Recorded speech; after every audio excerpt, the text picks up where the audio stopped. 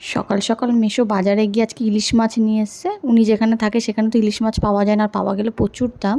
আর সাথে পমফ্রেট নিয়ে এসছে, আর আছে লোটে।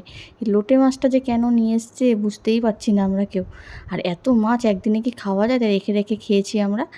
এদিকে মাসি ইলিশ মাছগুলোতে নুন হলুদও সুন্দর করে মাখিয়ে নিয়েছে, কিন্তু সব মাছ তো আজকে আর আমরা খাবো না, বাকিটা রেখে দেবো। আর 5 পিস মতো আজকে রান্না হবে। আর এই যে সর্ষে বাটাও দিয়ে দিয়েছে মাছে, এটা এখন ম্যারিনেট করবে।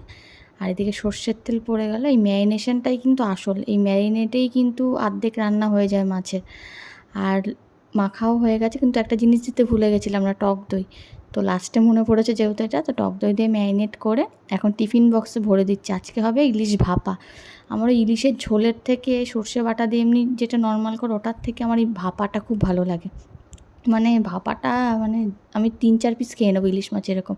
আর এদিকে ভাপা টিফিন বক্সে দিয়েও দিয়েছি, ওপর থেকে কাঁচা লঙ্কা সর্ষের তেল দিয়ে টিফিন বক্স আটকে এখন গরম জল বসিয়েছি, তার মধ্যে টিফিন বক্সটা বসিয়ে দিয়ে ভাপা বসিয়ে দিয়েছি এখন। এবার খাওয়ার শুধু অপেক্ষা।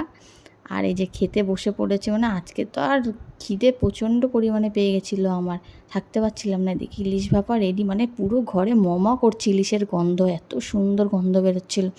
আর ইলিশ মাছটা থেকে না সুন্দর তেলও বেরিয়েছিল দেখলাম আমরা। আর এদিকে মাসি তো নিরামিষ খায়, তো মাসির জন্য বেগুন সুন্দরী করা হয়েছিল, এটা আমার শাশুড়ি মা করেছিল। সত্যিই দারুণ হয়েছিল খেতে।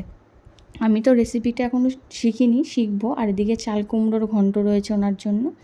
আর এই যে গরম গরম ভাত, তার সাথে একটা ইলিশ মাছের এরকম পেটি, ওপর থেকে এরকম ইলিশ মাছের তেল, মানে অনবদ্য, জাস্ট মুখে লেগে থাকার মতো। প্রথমে ভাবলাম যে আজকে শুধু ইলিশ দিয়ে জমিয়ে ভাত খাবো, আর কিচ্ছু খাবো না। কিন্তু শাশুড়ি মা বারবার জোর করে বললো যে একবার খেয়ে দেখ মোনা বেগুন সুন্দরীটা কেমন হয়েছে। তো খেয়ে দেখলাম সত্যিই দারুণ হয়েছে বেগুন সুন্দরী। আর এদিকে তো ইলিশ দিয়ে পরে ভাত খেয়েছি পেট ভরে, ওটা তোমাদের দেখানো হয়নি। আর এই যে আমি ইলিশ মাছ খেতে বসলে কিন্তু আমার প্লেটের অবস্থা এরকম হয়, কার কার এমন হয় বলো।